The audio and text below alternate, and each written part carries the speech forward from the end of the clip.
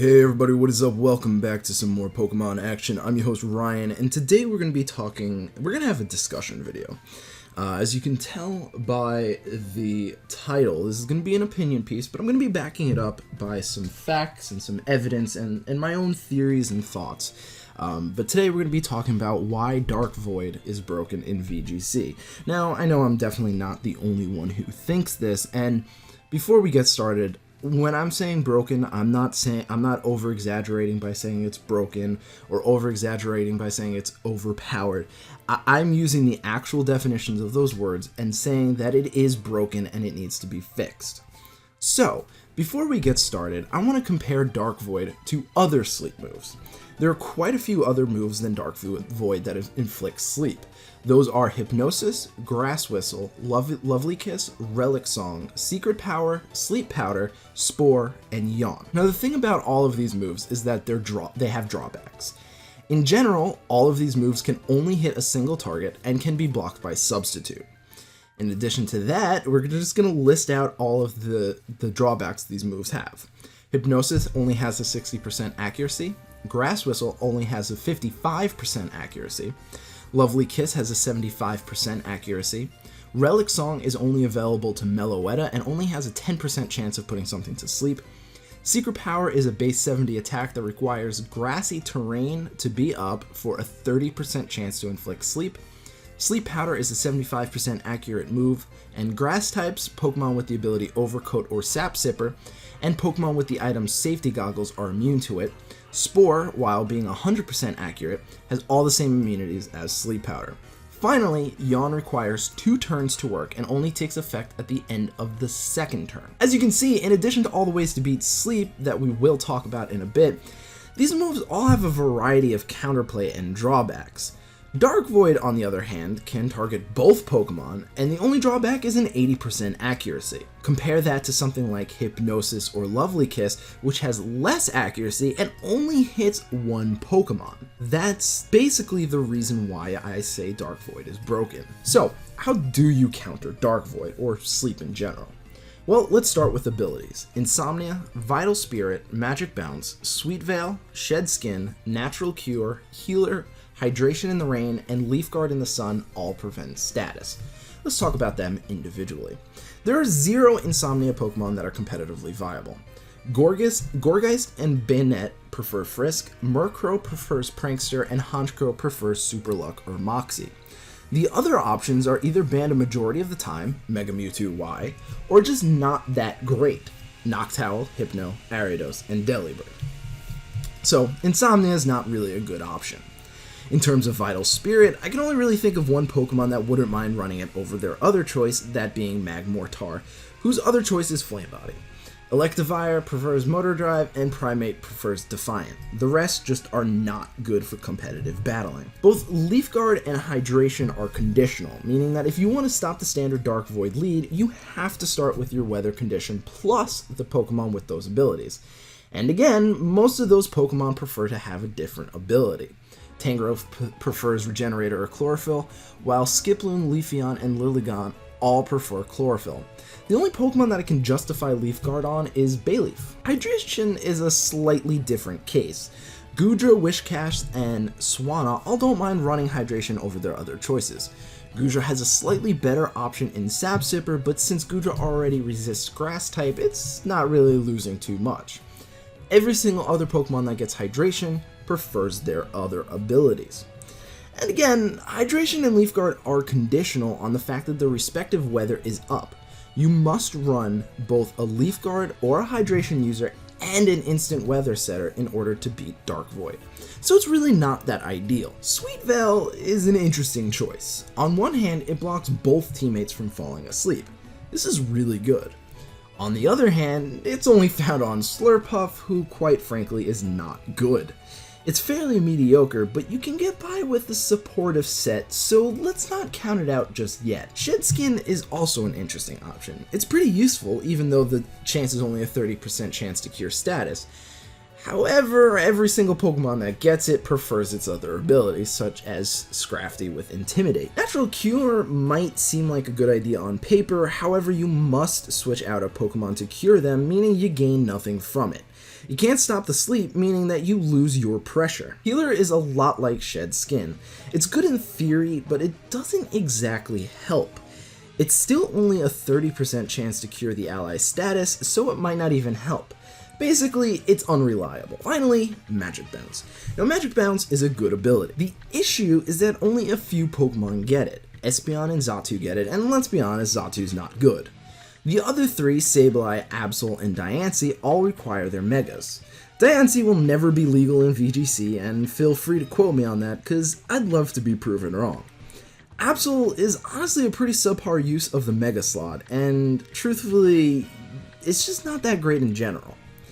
And finally, Mega Sableye is good, but is it really worth a Mega slot to deal with Dark Void? To conclude the ability section, I want to point out that abilities only prevent a single Pokemon from getting put to sleep outside of Sweet Veil. Your partner's still vulnerable and will have to protect, however, it doesn't protect them from a second Dark Void. Moving on, we are going to look at items. There's only 3 items that can help you with Dark Void. That's Chesto Berry, Lumberry, and Bright Powder. I'm going to rule out Chesto Berry because in general, Chesto Berry isn't a good use of your item slot. It only prevents sleep and that's about it. Other sleep-inducing moves have other drawbacks and immunities to where you don't need to rely on Chesto Berry. Bright Powder is also a pretty pathetic option as it only raises evasion, meaning it's still only a chance to avoid Dark Void. Lumberry is the best option as it cures all status effects and is useful in general terms. The drawback is that VGC only allows one of each item, which means you can't run more than one Lumberry on a team, and once Dark Void pops a Lum, your Pokemon can be put to sleep again. Outside of abilities and items, the last category that can counter Dark Void is attacks. The following attacks can stop Dark Void or the sleep status: Taunt, Safeguard, Magic Coat, Substitute, Uproar, Worry Seed, Heal Bell, and Aromatherapy. Taunt prevents a Pokemon from using non-offensive attacks. This is a good option. Safeguard protects your team from all status effects for 5 turns. This is also a great option. Substitute puts up a doll that consumes HP in return for putting up that HP as a decoy. Substitutes can block statuses as well. These 3 are great options and arguably the best way to approach Smeargle. The only downside is that all 3 require you to be faster than the Smeargle to pull it off. Magic Coat is an awesome option as it's a priority move that sends all non-attacks back to the user. It has pretty decent distribution as well. However, it only stops Dark Void from working on the Pokemon that used it, much like Magic Bounce. Uproar is an awful choice and you should never consider it. I don't even know why I'm putting it on the list, but just for clarity's sake, it's there. You have to be, it's just weird, it's a weird move to use. You have to be faster than the Dark Void to use it to wake yourself up, but at that point, nothing is asleep.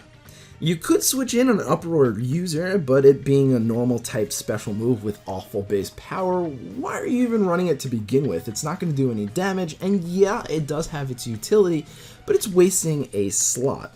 In addition, you're risking half of your team to be put to sleep only to switch in for an Uproar. Not really worth it at all. Worry Seed, Heal Bell, and Aromatherapy require the user to not already be asleep. Again, like Uproar, you're giving up pressure for a switch in that may not work out. And that's it for counters. So let's gather up all the ability, item, and move combinations and discuss each one in further detail. I'm going to ignore conditional things because they are conditional. You're being forced into a certain playstyle for a single move. This is the definition of broken or OP. If that playstyle is at a disadvantage to your matchup, that's an automatic loss. Also, at this stage of our theory crafting, I'm going to be including Smeargle's partner and speculating how that comes into play. It's important because VGC is doubles and you're not only dealing with Smeargle, but its partner. Finally, I'm taking the perspective of Omega Ruby and Alpha Sapphire and X and Y. Sun and Moon already has some fixes or just completely nullifies some of these fixes for some of these problems, but we don't know if Smeargle will be legal. That in mind, the first on our list is Magmortar with Vital Spirit. In general, Magmortar is not a great Pokemon. People can get it to work, but in the grand scheme of things, putting it on your team over a Charizard, Heatran, Camerupt, or even Rotom Heat purely for Smeargle Dark Void is exactly the reason why I'm calling Dark Void broken. There's no reason a team should give up power for a single move that a single Pokemon gets, so I deem this counter bad. Next up is Sweet Veil Slurpuff. As I mentioned earlier, I think Slurpuff is a pretty mediocre Pokemon. It has utility, but it lacks the ability to pull off that utility effectively. Its utility options are pretty redundant, having Aromatherapy, Heal Bell, and Safeguard, and while it may have Helping Hand, they're significantly better users. So for Slurpuff, I'd say it's a meh. If you can get it to work, good on you, but majority you're not going to get it to work. You're giving up a lot of pressure by using Slurpuff over something like Cresselia, and while it protects your side of the field from sleeping, it's not bulky enough to survive against meta picks such as Mega Kangaskhan. Next up is Magic Bounce Espeon and Mega Sableye. Both have the Magic Bounce ability, which actually sends the Dark Void back to the other team, potentially putting them to sleep instead. The drawbacks, as mentioned, is that it doesn't prevent your entire side of the field from being put to sleep, just the Pokemon with Magic Bounce. Unfortunately, I'm going to say this isn't a good option. You see, Espeon is very frail, and pairing an Espeon up against something like a Kangaskhan will not end well for the Espeon. Espeon might be faster, but it can't get a one-hit KO on Mega Kangaskhan, and it definitely can't take a double edge in return.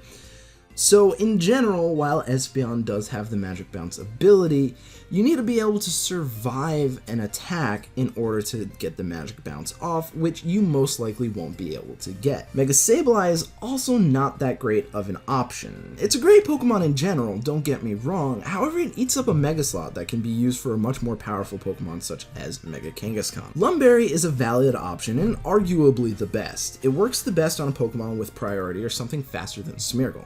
I personally like using Lumberry Scizor as a Bug Bite plus Bullet Punch combination is guaranteed to stop Smeargle.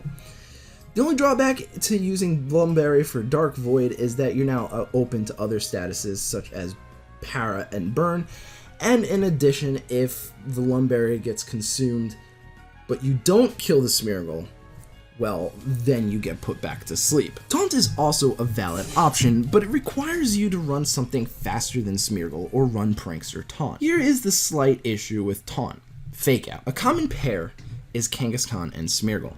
If your Taunt user, for example Thundurus, gets flinched, you can't prevent the Dark Void from going off. If you pair your Taunt user with a fast Fake Out user such as Lightport or Raichu, then you can get the said Taunt off. However, starting a Prankster Taunt user, or something faster than Smeargle with Taunt, and a fast Fake Out user does not give your team much momentum. If your opponent starts Kangaskhan and Smeargle to your Raichu and Meowstic, what do you expect to do on turn 2? Neither of your Pokemon can one-hit KO Kangaskhan, and it can definitely destroy your Pokemon. Running this setup means that you have zero follow-up after you get the Taunt off. So, I wager that Prankster Taunt is actually not a good option. However, a fast Taunt in general is. Think Pokemon like Gengar, Crobat, Weavile, and so on. Safeguard is pretty much the same thing as Taunt. Prankster's not a good option as you lose out on offensive pressure. It's not a stretch to assume a Kangaskhan partner, as it's probably one of the most common pairings with Smeargle, so the Fake Out pressure is very real. Hell, any lead with Fake Out and Smeargle has more pressure on your squad than you running fast Fake Out plus Prankster Taunt, as getting off a Dark Void has a very strong possibility of neutralizing 2 Pokemon in one turn.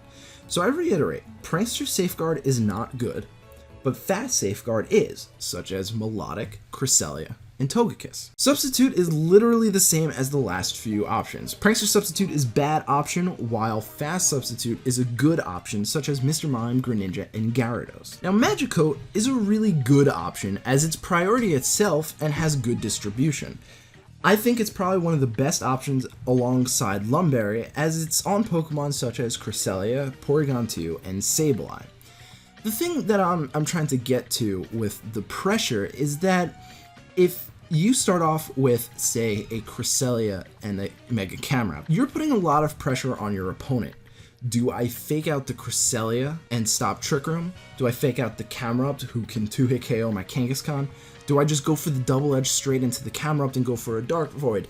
And so on and so forth. If you're starting off with 2 utility Pokemon, you're going to have a very hard time pressuring the Pokemon in order to stop the Dark Void from happening. You may get the Taunt off, but the Smeargle's still alive, and it can just switch out, and now you have to deal with a Mega Kangaskhan, which a lot of things cannot switch into. So you really have to consider, yeah, Prankster Taunt is great at stopping Smeargle, but this is doubles. You need to consider that there's going to be a partner, and if the enemy has more offensive pressure than you do, you're not going to be able to win that battle even if the Dark Void doesn't go off. And those are our options. So our final tally is Lumberry, Fast Taunt, Fast Safeguard, Fast Substitute, and Magic Coat. With that in mind, in addition to the 80% accuracy that Dark Void has, what is my conclusion? I conclude that it's still broken. Everything listed is highly specific, and sometimes Pokemon do not have the room to fit something into their set. Pokemon like Mega Kangaskhan, while are very strong and generally considered to be broken or OP, can be outplayed via skill. You don't need a direct counter to beat it, you just need to play correctly. With Dark Void, there is no direct counter. It either goes off or not. Yes, there are really good options out there, but think to yourself, would I rather have Lumberry Scissor for Dark Void Smeargle, or would I rather run Life Orb to get those one-hit KOs I need? It seems against the game when you want to build a Pokemon to counter another Pokemon that has basically a 1 in 600 chance of showing up. It's hyperbole, of course, but in a way it's not. Smeargle's only one Pokemon. Why am I going out of my way to prep for a set for a single Pokemon, especially one that isn't even offensive? Smeargle can't do damage, it's pure utility. Add all this to the fact that Darkrai is an event Pokemon that is limited to the world, and you have to ask yourself, is it fair that not every single person competing has access to this move? So, in conclusion, it isn't the amount of possible counters that exist that define Dark Void as not broken. Dark Void is defined as broken, in my opinion, due to the sheer amount of prep that you need for this singular move. That's all I got to say. I'm really curious about your opinions in the comments down below, so let me know. Let's start a very good discussion about this move. We don't even know if Dark Void will be legal in VGC 17. They have banned it in certain years, and Smeargle might not even be in the Alolan Dex, so we don't know yet. We don't know how this will work, but I felt like having this discussion after the battle that I had for the end of the week. And yeah, so thank you guys so much for watching. I really do appreciate it, and I hope to catch you guys at the next episode. Peace.